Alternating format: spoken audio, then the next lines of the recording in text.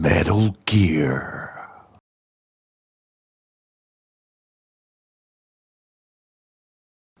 What's happening, everybody? This is Mr. Unit, and today we are taking a wee look back into the past for Metal Gear 2 Solid Snake.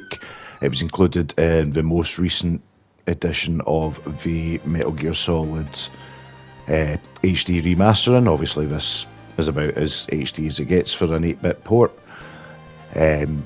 But it's a game that I'd never actually played. It was released in 1990 for a console called the MSX, which I'm guessing was some 8-bit in the same vein as a Master System or NES. And I think it may have only been available in Japan, but I'm not 100% sure on that. I don't do research. I play the games and I tell you about what I think. So that's where we're going with this. So what I was struck by when I was playing it was the number of similarities between the Metal Gear Solid, obviously the mainstream title that was released on PlayStation 1 in 1999, and a lot of the game mechanics which are just so impressive that Hideo managed to keep alive and bring into the new game. But it's even more impressive, I think, watching them on the original games. So, for example, Colonel Campbell there's just told us about how good we are at using cardboard boxes. Great. That's a conveyor belt into Zanzibar land where it's all set. However, the mechanic for moving places as a fast travel using the box is still very much alive and well. You use the transport trucks to get from the original building to the tower to the prison and back again.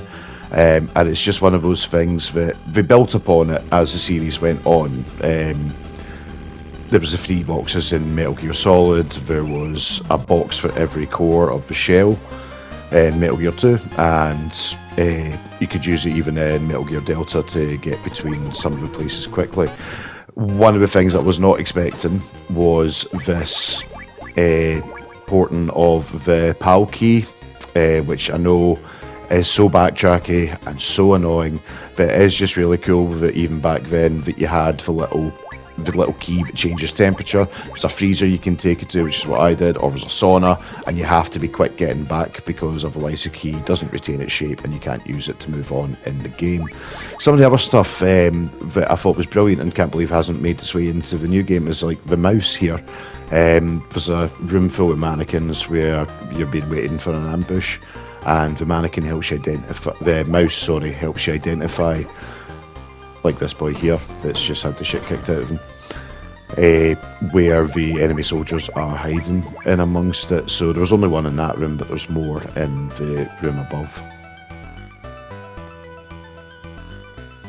And the mouser is going to identify them for me now. Even the scope of the weapons that was available, I was impressed with, because you had the grenades, you had the pistol, you had a submachine gun, which was probably actually better than the FAMASs in Metal Gear Solid. You had remote-controlled missiles, and you had the Stinger missile as well.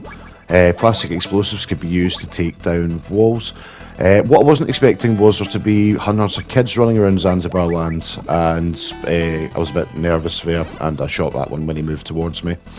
And you get penalised by health. The game is still full of like the traditional Hideo Kojima twists. Example, the death of Gustava, spoiler alert. The reappearance of Grey Fox from the first game. Obviously bringing the new Metal Gear to life. Obviously, as the legacy is that he goes on to destroy, or make it easy for Snake to destroy, Metal Gear Rex and Metal Gear Solid. But that's what Grey Fox looks like when he's not in the cyborg ninja suit that we used to seeing in. It delved into his backstory as well. Gustavo was his former lover who tried to defect to the West and wasn't allowed to come in.